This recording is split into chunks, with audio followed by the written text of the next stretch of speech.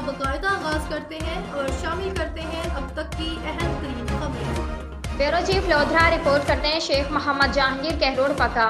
City police की बड़ी कार्रवाई, बदनामी ज़माना मंशियात फरोश खानदान के 4 मुलजमान गिरफ्तार मुलजमान से तकरीबन 15 किलो चर्स बरामद। DSP रिजवान खान गिरफ्तार मुलजमान को मुख्तलिफ इलाकों से मंशियात की सप्लाई के दौरान मुखबरी पर गिरफ्तार किया। तमाम मुलजमान ने इब्तदाई तफ्तीश के दौरान मंशियात के मकरूह धंधे में मुलव्विस होने का एतराफ़ किया है। गिरफ्तार मुलजमान के खिलाफ के अलग अलग मुकदमा दर्ज, मजीद तफ्तीश जारी है। मंशियात एक लानत है, शहरियों को इस लानत से बचाने के लिए पुलिस फोर्स चाको चौबंद है।